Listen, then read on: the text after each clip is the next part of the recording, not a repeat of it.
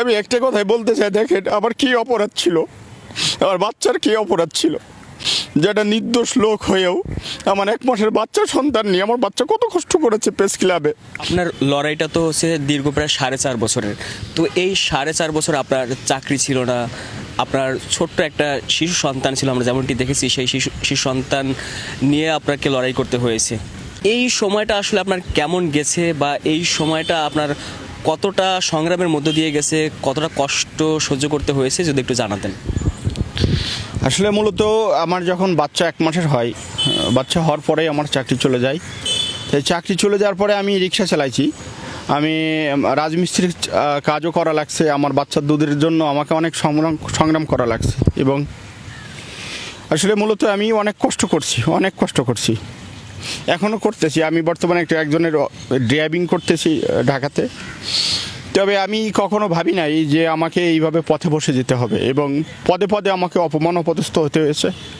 অনেকে অপমান অপদস্থ আমাকে করেছে, আমার ফ্যামিলিকে করেছে, আমার বাচ্চাকে করেছে। তবে আমার বাচ্চা এখন কথা বলতে পারে। তা আমার বাচ্চা বর্তমানে বলা শুরু করেছে যে আমার বাবা পুলিশ, আমার বাবা পুলিশ।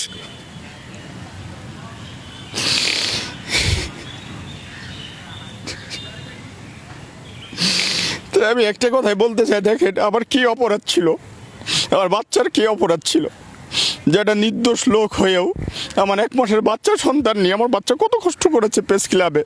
তার বাবার চাকরি ফেরত পাওয়ার যে লড়াই সংগ্রাম করেছে।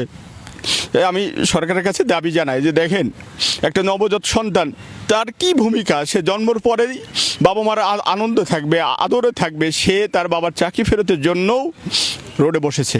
তো আসলে বিশাল একটা সংগ্রামের মাধ্যমে আমি এই বিজয় পেয়েছি। তো অনেক কষ্ট করেছি। আল্লাহ সুবহানাহু ওয়া তাআলার প্রতি আমার এইখিন ছিল, বিশ্বাস ছিল। নামাজ পড়ে সবসময় কান্নাকাটি করতাম আল্লাহর কাছে, এবং তাহাজ্জুদ পড়েও কান্নাকাটি করতাম। তো আমি আমার একটা জিনিস পাইছি, আমি আমার রবকে পাইছি। আমি যে দোয়া করি আল্লাহ সুবহানাহু ওয়া তাআলা সে দোয়া কবুল করে। গত বৃহস্পতিবার রায় হয়েছে, বৃহস্পতিবার রাত্রেও তাহাজ্জুদ পড়ে দোয়া করেছি আল্লাহর কাছে যে আল্লাহ, তুমি আমার এই সম্মান, বিশেষ করে আসলে আমার না, আমার সাথে রাসূল সাল্লাল্লাহু আলাইহি ওয়াসাল্লামের আদর্শ জড়িত, তার সুন্নাত জড়িত, তুমি অবশ্যই ন্যায় বিচার দিবা। এবং আমি ন্যায় বিচার পেয়েছি। তো আমি আসলে অনেক কষ্ট করেছি, এখনও করতেছি।